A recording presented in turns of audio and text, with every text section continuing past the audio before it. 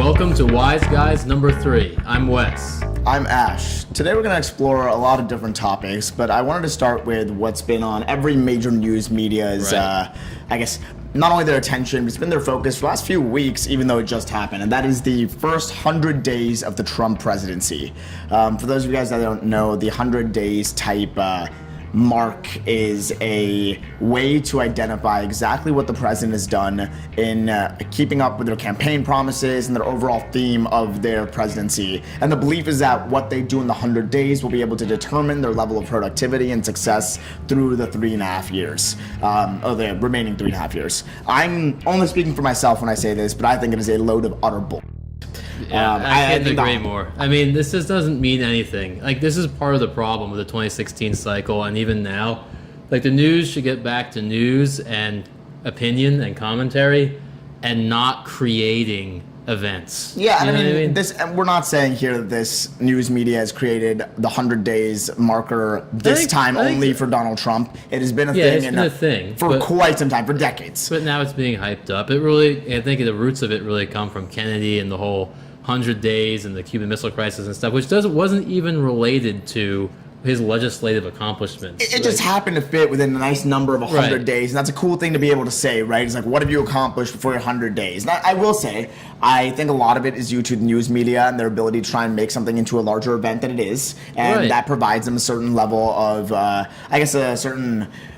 not a entertainment aspect to it, right? That people are really tracking exactly what's going on day 45 of the first 100 days. The thing that's different now is that more people are getting pissed or angry that the news media is making events like that now than I think before, where I think they were maybe more accepting of buying into it. Which is interesting, though. So, and as an aside, the 100 days thing is really more a report card on Paul Ryan than it is Trump. Yes, and I couldn't agree more. I mean, and I think Paul Ryan is something I want to discuss a little down the line. Right, but let's continue with the 100 days. Yeah, I mean, specifically, I want to give a little bit of credibility to the media in that it's not just on them. They're not the only ones doing this. We also happen to have a president in office who is hyper competitive, right? Like, that's one thing that we know about Donald Trump, and he said it about himself, is that he's a very, very competitive person, and he likes to win, right? Like, that's his big thing, is that he's a winner. So he's come out and said things like the 100 days is a really ridiculous marker and a ridiculous standard to hold presidents to. Wes and I agree. He's also then come out with statements like, I've had just about the most successful 100 days of any president in the history of the United States. And that's not great if you're trying to establish that this marker doesn't matter, right? The way you do that isn't by saying, oh, it doesn't matter at all and it means nothing, but by the way, I won it. Yeah, I think there's part of that tit for tat, and that he didn't show up. He didn't show up for the Correspondents' Dinner. No, he didn't. And part of that reason was because the Correspondents' Dinner is on the 100 days, right? It was it was on April 29th. This is just not going to be a good relationship between the presidency and the media. You know, no, though, be a bad relationship. He had a pretty in-depth interview, I believe, with Politico recently, where he said that next year he plans to be at the Correspondents' Dinner. So really, what was it that he was choosing? What was he choosing to ignore this year? The 100 days. Because there's no 100 days marker next year, right? It's only right now. But he chose instead to attend a rally, wasn't it? Yep. And he's having multiple rallies. And then this is like a continuation of the campaign almost, and who also is doing rallies was Sanders. Yeah, and it's really interesting because there's never been a sitting president who has gotten back to the campaign rallying the way Donald Trump has in 2017. And in the history of America, we haven't had this quick of a turnaround in a rally for the Donald Trump campaign, which is what that was, right? He's not, like, what is the point of a rally in 2017 right now? He's already president. He's not accomplishing anything with this rally other than ensuring people still love him and love his campaign. I mean, I think that's how he won. Is the narrative. I think it's about the narrative and controlling and trying to at least get your narrative out there. Right. And I mean, that's really intriguing because I think there's something to be said about the fact that he is still so focused on the fact that he won the presidency. It was mind-blowing, don't get me wrong, it was an accomplishment, it was a feat, and the wise guys have given credit for that on multiple occasions. We think the different parts of the Trump campaign did a phenomenal job, whether it's the queen of spin herself, Kellyanne Conway, or it's Ivanka Trump or Jared Kushner, or even Steve Bannon. We think there was a cast of characters that made something happen that no one saw coming. Mm-hmm. That being said, President Trump is interrupting interviews still to hand out maps of the Electoral College in November 2016 and pointing out how much of the red he won. That's wild to me. It's wild to me that in April of your presidency, 100 days in, you are still talking about your election victory. And I think that only feeds the fire of the media and being like, let's really look at what his 100 days have been. If he wants to talk about how great it was that he won and how he won in such a large margin, let's see if it accomplished anything. And I don't think that's a fair thing to do because, as Wes mentioned, it's the 100 days doesn't really reflect on Donald Trump nearly as much as it reflects on Congress and legislative leaders, i.e. Paul Ryan, Speaker of the House. I think right now, though, we're in a situation where you have the political campaign that's 24/7, that's very driven by narratives from opposite sides of the political spectrum. You have that, and then on the other side of it, you have domestic politics, a lot of it driven by legislation from Congress, and you have what's happening in foreign policy. And those things are almost... I mean, they're overlapping, but I would say they're separating more than they have, I feel, in previous years and in previous administrations. I think I agree. And what's interesting is that if you tackle those two separately, the way Wes identified them, right? Let's just focus on the campaign rhetoric. So we talked about the rallies and things like that, but Donald Trump doing that all for himself is new. What used to happen just 50 days ago, what used to happen is Kellyanne Conway would be on a different news media site. She'd be on an outlet 3-4 times a week, really spinning, talking about President Trump's priorities, talking about his campaign, and talking about what he planned for the future. Then there were a few kerfuffles. There's a few road bumps, and she said some stuff like fake news and alternative facts and really things that haven't gone over well in the media. And I don't want to say she was pulled. We don't know if she was pulled. I doubt it. She's really good at her job. But it was clear, and she said it herself, that there's no one as capable of talking about the platform and the campaign than President Trump himself. He can spin the narrative in a way no one else on his campaign can. She said this about 4 or 5 weeks ago in mid-March. After that, President Trump has actually been out there spinning his own rhetoric and pushing for the campaign more so than he is legislature, or more so than he is foreign policy. I think there's a whole bunch of work, but mostly that's behind the scenes. It doesn't really get reported on. What gets reported on is the rallies. What gets reported on is which is what he wants, to be fair. Like, he wants the rallies to be reported on. He doesn't want people reporting on what's going on inside the White House. I'm not supporting or not supporting on this. What I'm saying is what the media is choosing to focus on, regardless of what Trump wants the media to focus on. What the media is focusing on is the campaign. Yeah. I mean, almost re-legislating the campaign. Yes. Refighting. Also, let's not forget the large media focus that has been the past few weeks in specifically the way the White House functions, right? Mm-hmm. So we're talking Jared Kushner, Steve Bannon, and a potential divide there. We're talking different individuals getting and not getting the security clearances and how that functions. Ivanka Trump's new office in the White House, right? We've commented on that here, but still, a lot of that is almost like inside baseball where you don't really even have a lot of information. No, they don't. I mean? Right. And I mean, half these articles and these news coverage end with unknown sources. We have no idea, really, so stay tuned. Not unknown sources, but what do they call anonymous. it? Anonymous. Yeah. It's like that could be anything. Right. I mean, who knows? Senior White House correspondents and reporters have anonymously said X, right? Yeah, I mean, that it's like, who knows? Yeah. So, I think overall, the wise guys definitely agree that the 100 days marker is almost like it's fictitious, right? It's a way to identify a cool round number to really give heat to one side or the other. Either Republicans are really happy Donald Trump's accomplished X, Y, and Z in his 100 days, or Democrats are really angry he hasn't accomplished X, Y, and Z. It doesn't really mean anything for the country. It's just a bunch of hot air. And it's not going to move the ball forward in any way substantively. No, and it's taken up too much of everyone's time, in my opinion. Like, everyone's just focusing on it, when really I'd love a conversation about Paul Ryan's, not maybe his 100 days, right? I don't need that nice number, but let's just talk about what Paul Ryan's done since as Speaker of the House. As Speaker of the House, since his party has controlled the executive, legislative, and very, very soon, fully judicial branches, right? Like everything. I mean, his inability to get the Freedom Caucus, which is the more traditional conservative, movement conservative portion of the Republican Party, to sign on to this healthcare bill, like, where was the communication? That's wild. How did he not know that they were all going to say no? I actually give some props to President Trump because it takes a certain amount of restraint to not just blow up on your Speaker of the House, because that is his job through and through. Right. That is not that's not a White House issue. You know? He's got to quarterback this legislation, which is going to be hard. Yeah, but we no know one that. said it was going to be easy. But they know that. Though it seems like Republicans are finding out little by little that their jobs aren't the easiest. President Trump recently came out and said, "I really thought my old life was hard, and I came to do this, and man, it's a lot harder than running a real estate agency." Yeah. It's like, yeah, it's President of the United Especially States. for the Republicans, because there's so many different portions of the party that they have to not appease, but they each have to have a cut on the legislation. There's a lot of talk, in my opinion, and we were kind of talking about this, about how disunified and I guess fractured the Democratic Party is between the progressives and the traditional Democrats of like the Hillary wing, and I think there's truth behind that, and we've commented on the Democrats before. I wouldn't say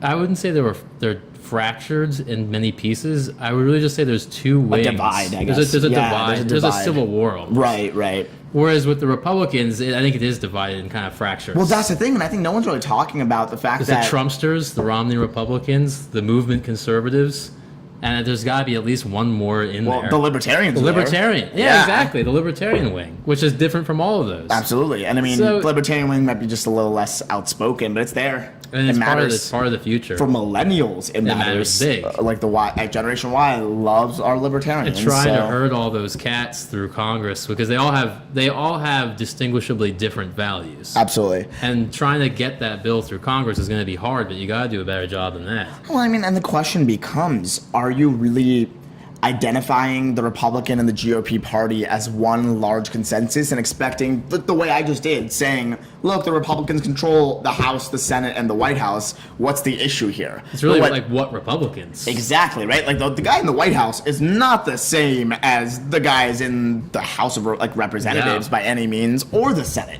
Yeah, McConnell started out as a Romney Republican, more centrist type. He's kind of gone to the right over the years, but he's more establishment. Trump is a whole new wing of the Trumpsters, the Reagan Democrats, or whatever you want to call them. Do you throw the pretty traditional guys like John McCain in there? Yeah. And they're actively, sometimes very much in support of the conservative, traditional. Right. But I mean, I think McCain and McConnell have There are differences, but I'd say they're closer together than they would be to Trump. Yes, absolutely. And the biggest difference is actually leadership in my mind. McConnell holds a real level of leadership, right? And John McCain kind of holds a symbolic level of leadership. So people still care what John McCain says. McCain has influence. Right. So it's like McConnell soft power. Exactly. Yeah. And people can still care what McCain says, and he uses that, but he's also much more able to be like, I'm putting my foot down here. I don't agree with this.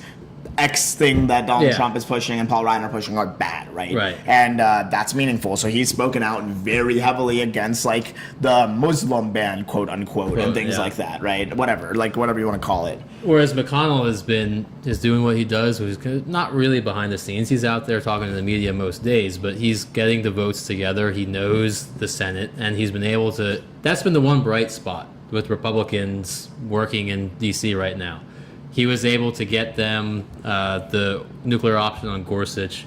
When any legislation has come their way in the Senate, McConnell has been able to work with it. So, and I mean, we spoke here at the Wise Guys about how the nuclear option on Gorsuch actually isn't the best move for the Republicans. And I stand by that. I don't think that was smart. I also agree. I don't think that's probably the best way to go about it. But it's been done. But from the Republicans' point of view, if you're trying to get stuff done, and you're looking to somebody to go do it, McConnell's going to be one of the people you go to. Now, interesting on the McConnell and John McCain front, I think one big difference there, I mean, I already identified the fact that McConnell holds a certain level of leadership, like official leadership, and McCain doesn't, is key because he's got a boss, right? Like Trump can come in and be like, the party doesn't want you in power anymore. And that hurts. That hurts. I don't know if he can't just remove him, but that hurts. However, also important to remember the margins of victory they're facing in their own home states. McConnell fights a tough battle all the time. He's not even that popular in Kentucky. Right. He's just like he is just popular enough in Kentucky. Yeah, right. Like he's winning. He keeps winning, but every time it's like, is he gonna what's gonna happen? Yeah, there's like a question sometimes. John McCain, on the other hand, is like heralded specifically because he can do things that he does and just talk about. He could be a single values. issue guy. He could latch on. He could be a pit bull. He could be quiet for like 3 years and then just speak up every once in a while, and people are like, yeah, that's why we elected that guy. He just has since 2008 he's had that, I think. Yeah, he's just had that.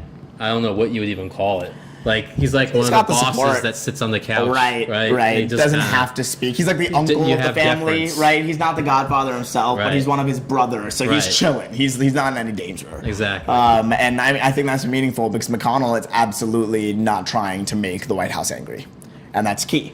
Yeah, and also the whole thing with his wife, Elaine Chao, his wife, is in fact in the White House. She's in the cabinet, I believe. They have closer ties. Yeah, exactly. Yeah. So all that to say, I think it's important to look at Paul Ryan instead. I wouldn't be surprised if we have a new speaker by the time of the end of this presidential term. In fact, I'm almost predicting it. I'm not there yet. I'm not willing to say it's going to happen. He could turn it around still. He could, but Donald Trump can't be happy. The Republican Party can't be happy. Because what he's doing right now is terrible, because with this compromise bill, he didn't take into account traditional movement conservatives, so they're going to be mad from a values perspective. Yep. The Romney moderate Republicans are going to be mad at him because he didn't get anything done. Yeah. And Trump's going to be mad at him because he made him look bad. Which he did. So it was a debacle. So he's not getting support from anywhere right now. Right. I mean, the most support he's getting is from Democrats who are laughing at him and being like, yeah, man, stay in power because you're not getting anything done. So he's going to be a very lonely guy unless he can turn this around. He's going to be in trouble. Key legislative issues that are up on the future, right, that are going to be really key. I mean, budget is number one. Taxes. Hey, let's talk about the budget. Yeah, and more importantly, like Paul Ryan about 2 years ago. He's supposed to be a budget guy. He claims to be this level of policy wonk when it comes to the numbers. I'm kind of getting a little tired of it because he released his own budget, right? Like I think it was really ballsy that he did this. Like the kid, the gall, back when he was not Speaker of the House, he just lost a vice presidential election, and he released his own plan. He's trying to move into that John McCain role. Right, exactly. Yeah. But he released this plan where he was like, I've done the budget, I'm a policy wonk, sit me down and talk to me about taxes and the budget.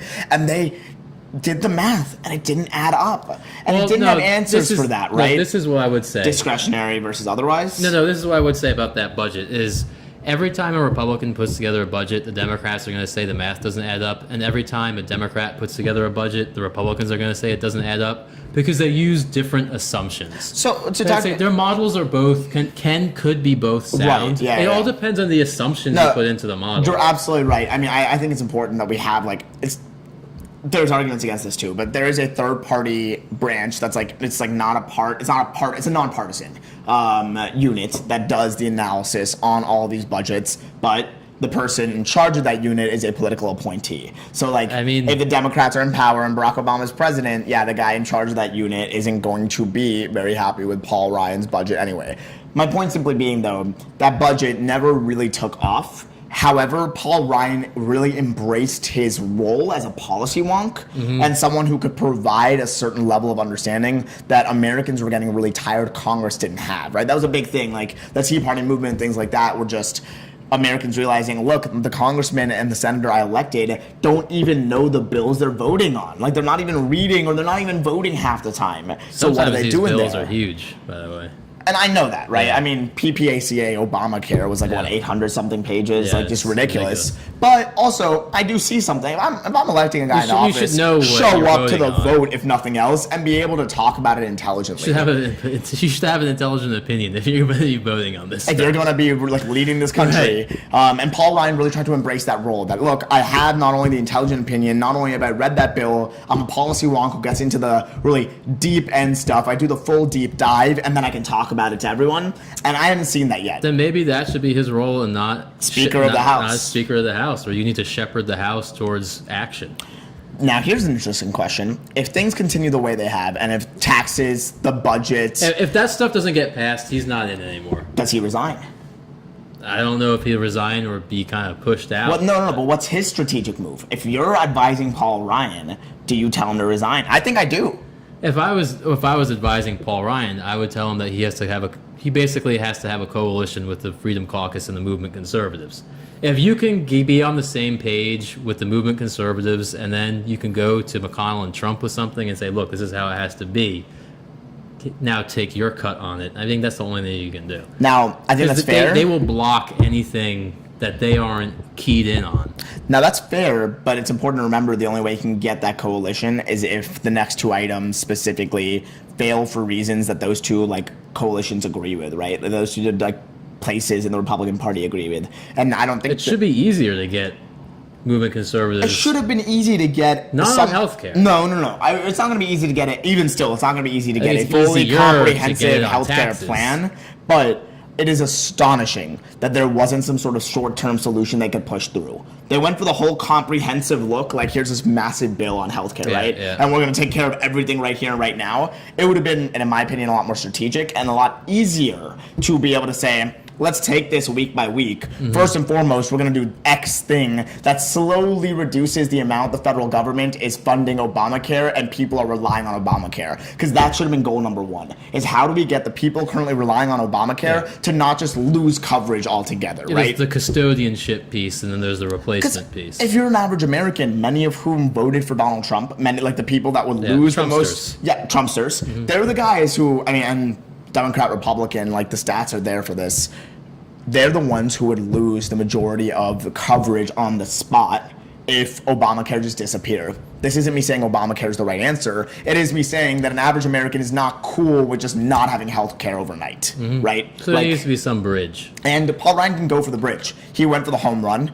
And he missed. Well, I think actually Trump Care was more of a compromise, and it kept a lot of it, and that's why that's why the Freedom Caucus was anti it, right? They wanted it to be more intense. Right, they wanted to be more intense. I think the home run is going to be coming up here, but Paul Ryan's got to do a better job of teeing this stuff up. Even with taxes, I don't know if the home run move is the way that they should be approaching it. I think that they should realize people are going to always have, in this climate today, and with more and more representatives realizing that they need to you're talk. saying small steps? Is that what you're saying? Yeah. I'm saying I don't think the home run is going to be that feasible. Because in America today, one thing representatives and senators have realized that it's really time to start listening to your constituents. Yeah. It's really time to be going to these town halls and realizing that shit's going down, right? And if they realize that these town halls are getting very, I mean, what we all see, right? These town halls are getting boisterous. And if that's true, they're going to want to listen to their people as much as they can while still making the Republican Party or the Democratic Party not upset with them. The best way to do that is small steps, in my opinion.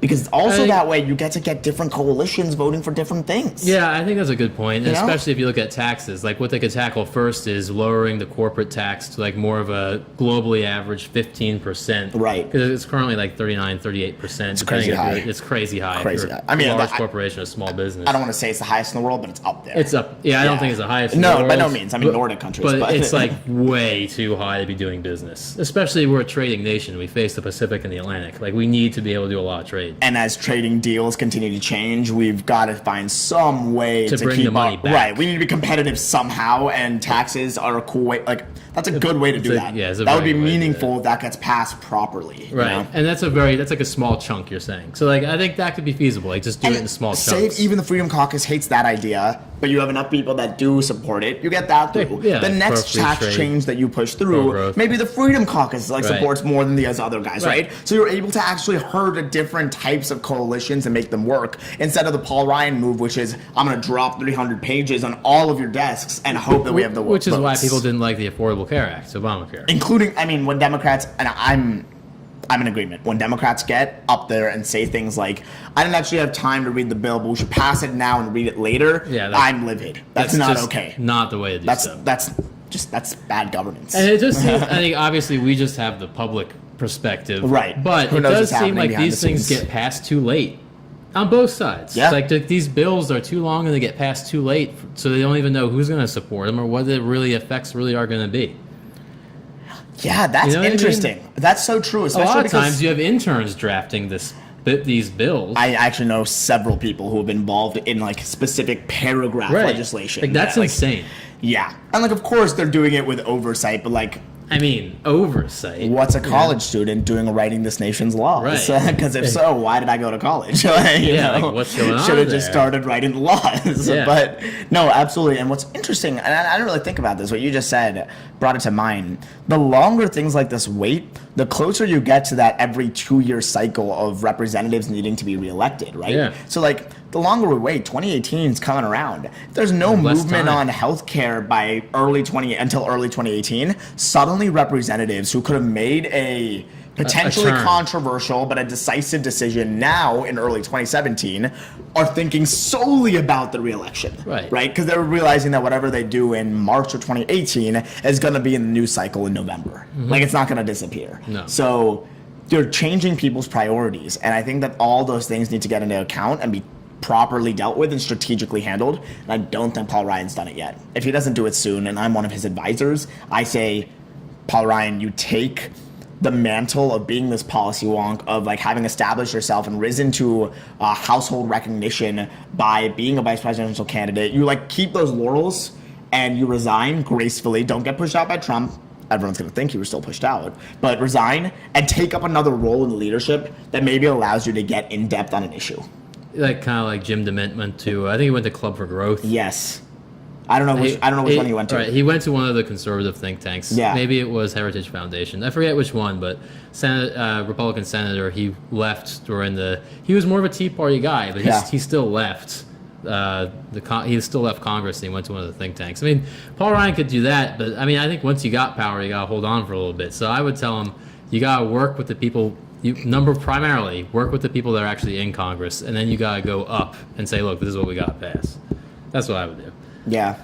I mean, right. That would require him standing up to the White House rather than the other way around. Right. And one thing we do know, and actually this is kind of a change in subject, but one thing we do know is that Donald Trump has been taking a lot of steps to kind of make the power reside in the White House than it does in the Capitol. I'm thinking specifically about the fact that he got the entire Senate into the White House for a North Korea debrief like type all thing. All the senators. All the senators. Well, I think that's more of just, there might be some action on North Korea soon, and he wants to make sure all the senators are baselined on what exactly the situation is as far as the White House understands it. I mean, we know how stuff happened with Iraq and Afghanistan, communication between Congress and the president. No. I think he's just 100% Wes, I'm with you. baselining. I'm not trying to say that it was a bad move the president discussed things like that with the Senate, but first of all, it could have taken 10 to 15 people to go to the Capitol Hill. To go to the Capitol and do this in the Senate. So it was absolutely a power move to draw them to. There's a place in the Capitol for the very intense secret conversations that have to be like completely whatever, that are about wars and things like potentially going to war with another country. Those rooms exist. They're there for this exact reason.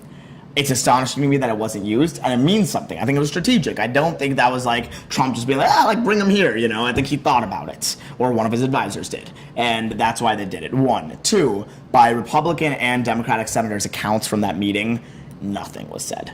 Like, it was a very straightforward, look, they're really antagonizing us. They might launch another missile soon. They did try and launch one Friday evening. Things are heating up, but I don't think they're heating up to the way that the media is currently taking it, and we can talk about North Korea more too.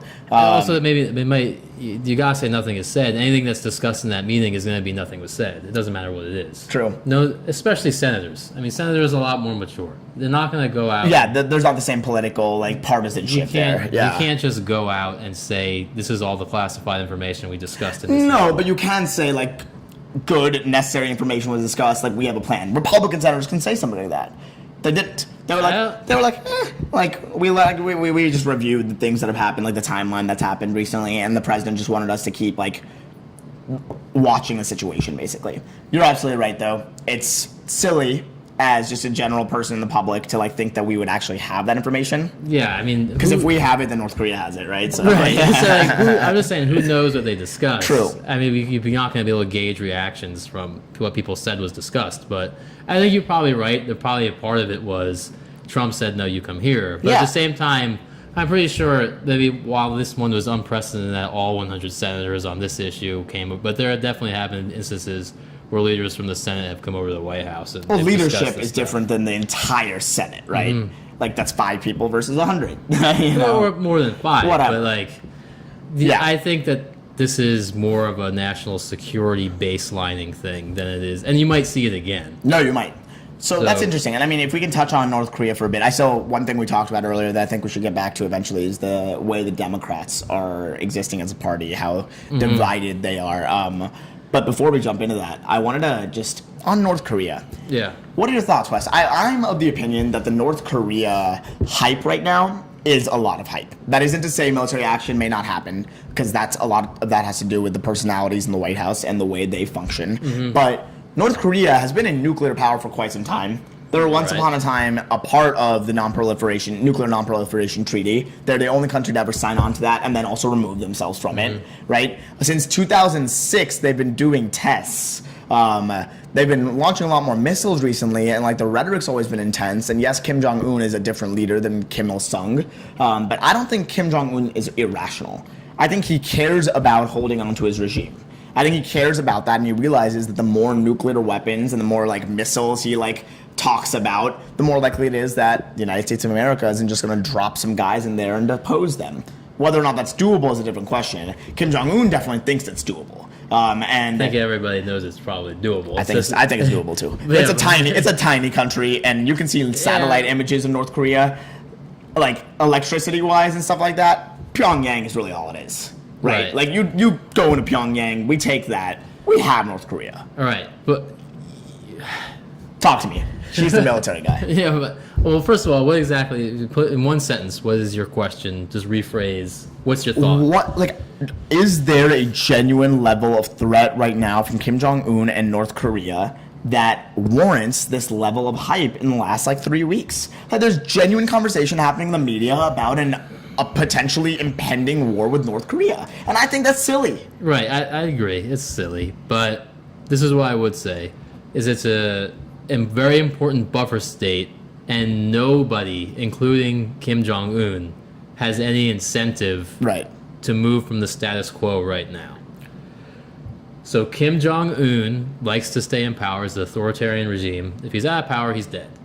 So he would like stability and to stay in power, but he's also got to juggle his internal constituency. Constituency in quotes.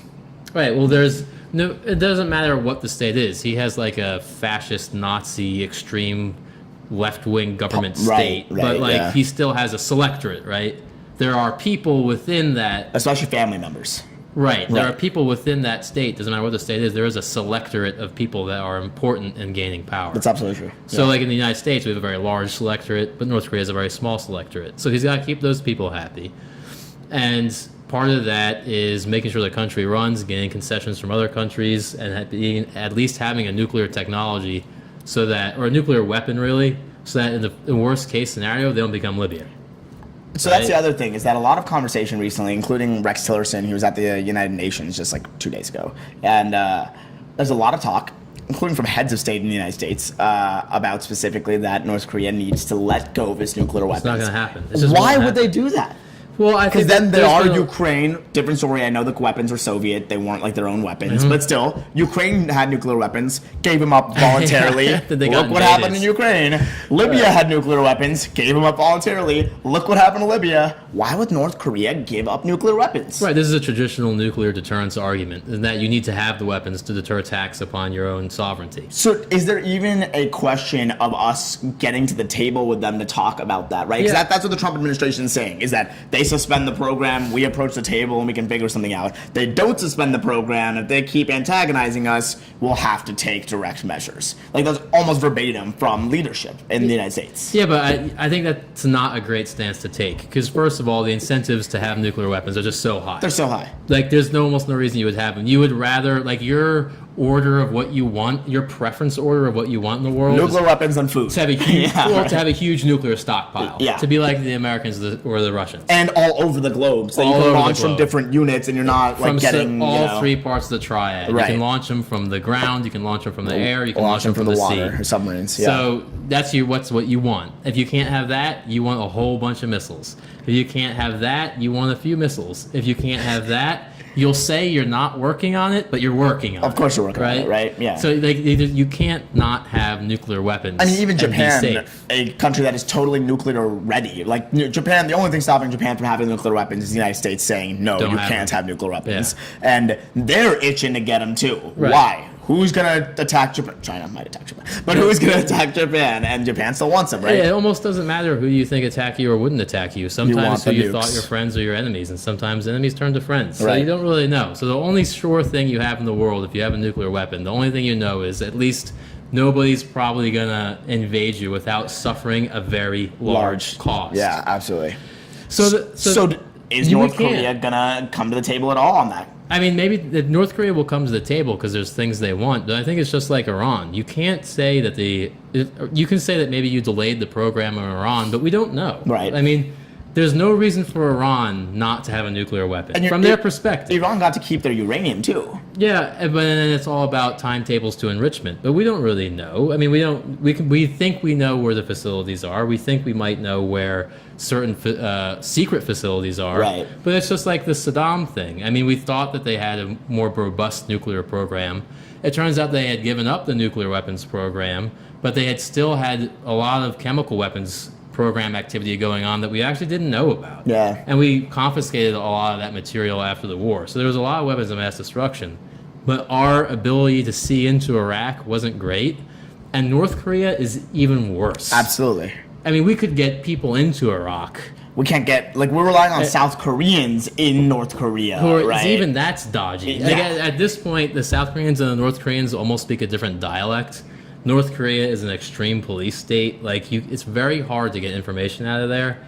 And then trying to get information on their crown jewel, right? The nuclear weapons program, you're out of your mind. How many citizens do you think know about that in North Korea, right? Like, you are out of your mind. Yeah. Like, I'm not even sure if those North Koreans ever leave the country to even just be to even just be solicited by somebody else. I imagine if you are, and I mean, this is 100% speculation because literally no one knows. But like, if you're working on the North Korean nuclear weapons, I'm imagining you're sleeping, living, and breathing in whatever little basement Kim Jong-un has you in. You know, I don't think you're being let out. I wouldn't let you out, and I'm not an evil dictator. So I think the way it is now is just stasis. Nobody has, and China needs North Korea to be in stasis because the last thing they want is the South Koreans and their American allies on the border with China. That'd be horrible. Yeah. Not to mention all the refugees. I was just gonna say the refugee problem is too large anyway. I mean, everybody says the refugee problem is large, and I do agree there's a large refugee problem if North Korea dissolved and they went to China. But the only reason the Chinese care about that, they don't want any sort of political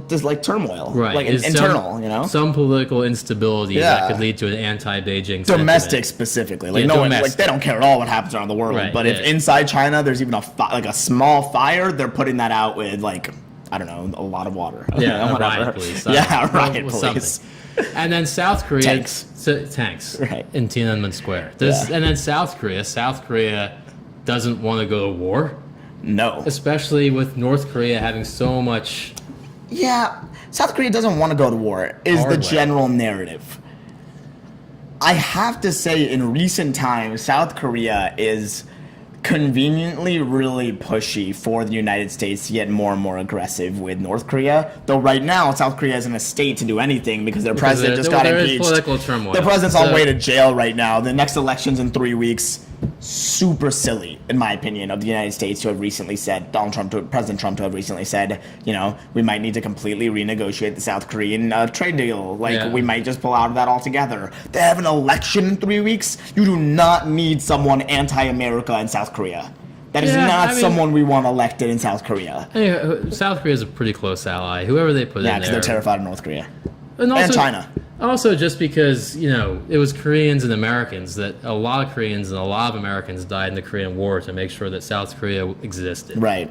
I mean, our tie goes back a pretty long time to the 50s, and that's been sealed in blood. It's a major Army Air Force base area. Yeah, that's true. There might be some local discontent that Americans are there, but I think both countries, when you look at other countries and other relationships around the world, we're pretty close allies. And China and North Korea hate that. Right. So that's one of the huge things. Hence the whole THAAD thing, right? Terminal high altitude terminal high altitude area air defense. Yeah? Terminal high altitude air defense. That sounds about right. Yeah, I was like, they're on 3 aids, man. Yeah. Terminal high altitude air defense. But even it's the air defense. It isn't even so much the air defense of the missiles that has China and North Korea worried. It's the radars. Right. There's radars. Because we could be seeing what China's missiles are doing. Right, right. It's the radars associated with the equipment. Yeah.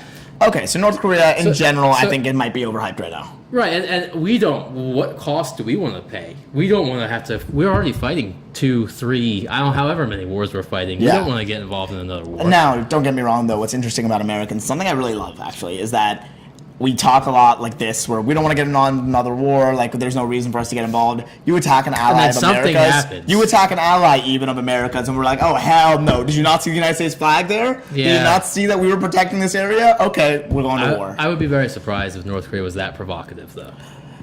Yeah, I would be surprised, actually, in the Korean Peninsula if it was one of the Koreas that instigated the problem. Interesting. So who would instigate it in your mind? I think there's too much going on with China, Japan, and the United States in that region. And you think it could be like collateral that just collateral snowballs? or something else happens with China, and then once something happens between China and Japan or China and us, then that means the Koreas are going to become a theater in some way. Of course. So I would actually, because I don't think the Koreas themselves have much. As long as you believe interest. Kim Jong-un is a rational actor. Crises aside. Right.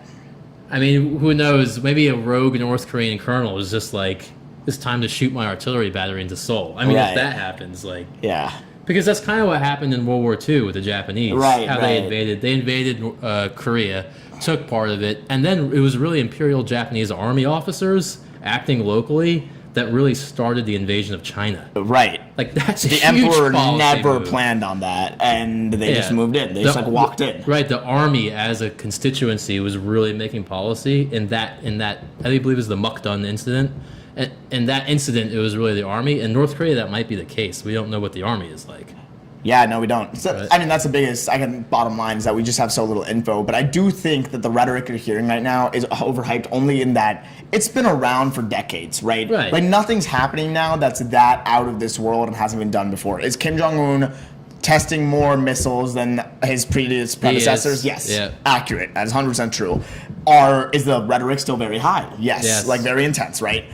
Is there really any serious danger that he's about to drop a nuclear bomb on Seoul? Yeah, facts on the ground just haven't changed that much. Exactly, yeah. But crises and stuff aside, we don't know what's going to happen with that. And I do think ultimately, as long as the United States doesn't take any too aggressive moves, I think it'll be all right. I think there's a way that the United States is like, forget it. We're just going to throw some ships on the border, like right off the shore of North Korea and see what they do. Yeah. If something like that happens. China doesn't want that either. No, they don't. China would probably intervene, to be honest. Right. But. So, I mean, I think until you have a larger security issue in the region, which ties the Koreas up into it, you're not going to get much movement there. It's just not worth it for anybody, including the people that live in Korea. So. Right. I mean, I think we can wrap that up. Yeah. We should be focusing less on this emergency situation with North Korea and more on what are American interests there. And maybe more in areas we're already engaged in, i.e. Syria, where we don't know what's going on. We kind of know what's going on, but we don't know the goal. We have no idea the goal. Wise guys have said this week after week, and we'll keep saying it because I want to know. News to anybody. The media's not talking about it. The White House is happily ignoring this, and I'm flabbergasted, right? Like, what is the political goal of Syria? Right. We don't know yet. We're not going to be able to talk about it right now, but we will inevitably keep this up until the media decides there's something to talk about. Right. Something's going to happen with those Marines. Yeah. I mean, good or bad, ideally good, but we don't know what their purpose is. We don't know how long they're there. We don't know what the scope of the theater involvement is. So... Yeah, we'll do an update once the next blip happens on the radar. Or I'll just be frustratingly complaining about it until then. So there's this article on the Daily Kos, more of a left-wing site, and it's the title is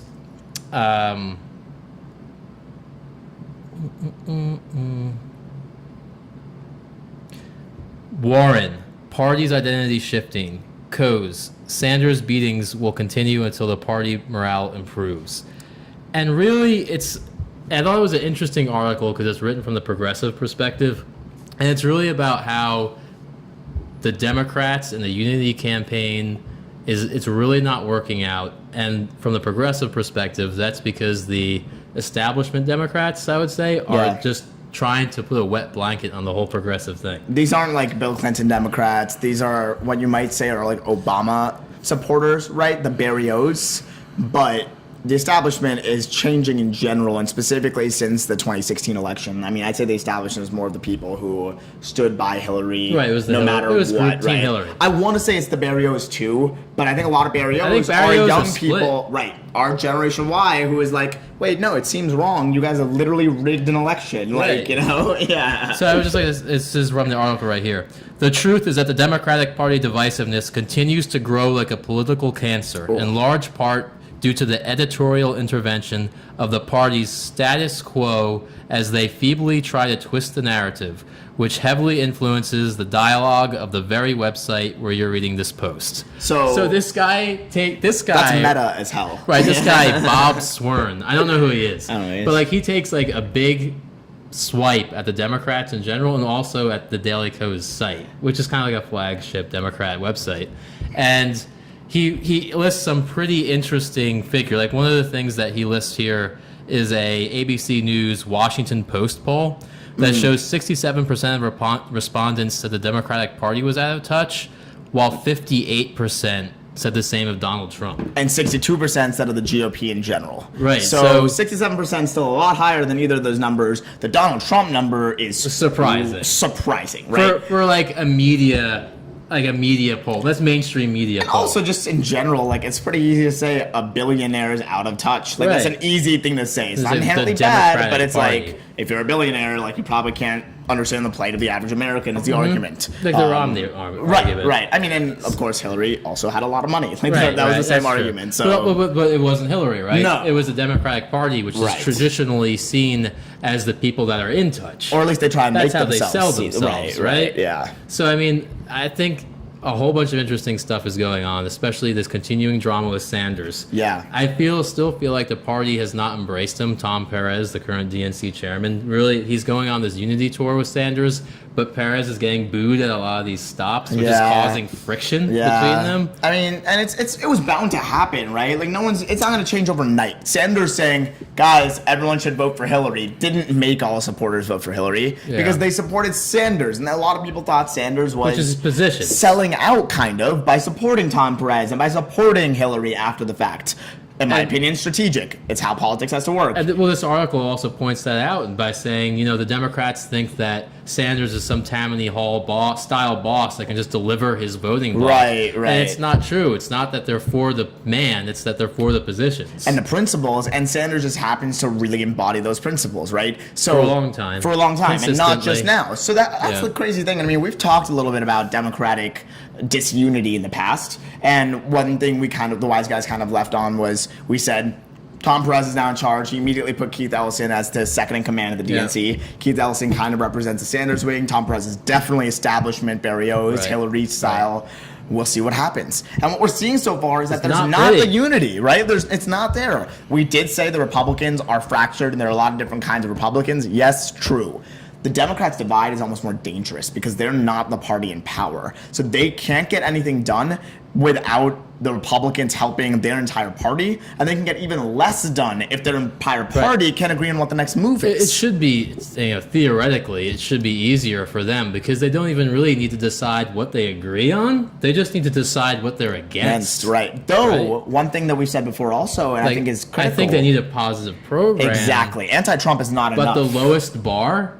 Lowest bar is anti-Trump. I mean, they're kind of getting there, but they're not getting there together.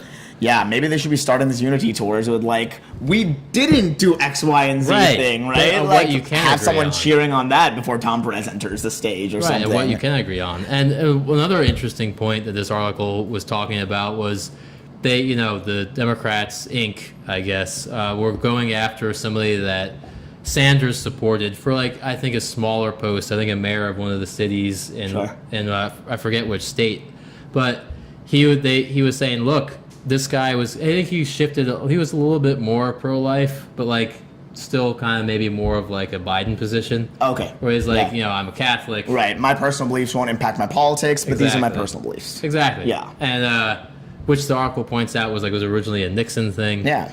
But the Democrats went after him at the same time where Obama, through some legislation he had passed through the Hyde Amendment, and also Hillary in particular, had actually some shifting positions on that. Oh wow, a politician shifting their opinion. Right. Crazy, right? So that's what the guy's pointing out. Yeah. Like, they are taking to task the progressive wing while kind of giving a free pass to the more moderate wing. Exactly. The barrios. And that's the whole issue, is that a lot of these barrios, as we're calling them, and the establishment Democrats are so used to being in power in their party alone that right now they see it as more of a threat, that their party is like, that they're losing their party even when they're losing the bigger picture. And the more minutia they focus on within the party, the more microscopic they get, I think the more we're going to see this lack of unity. Because the way forward for the Democrats isn't to harp on every difference they have with one another, but to find the positive similarities. And until they're doing that, we're going to keep seeing articles like this. And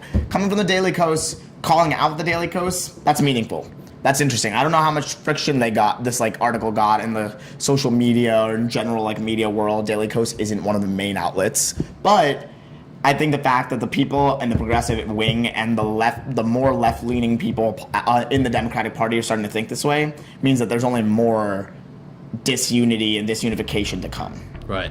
I think we'll probably see some successes by the progressives, and I think the Democrats are probably going to have to accept Have to deal with it, yeah. Because otherwise, this party this wing of the party is not going away. No. It'll either become its own party, or what the Democrats should do is embrace it and which use is, I it. think, what's probably happen. I mean, it better, or they're not going to get a lot done before 2018, right? Cool. This has been podcast and video number 3. We are the Wise Guys. As always, thanks for listening. I'm Ash. I'm Wes. And please feel free to leave us a comment on Gmail, Twitter, or get in touch with us some other way. We'd love to answer some of your questions and hear a lot of your criticism. Thanks. Signing off.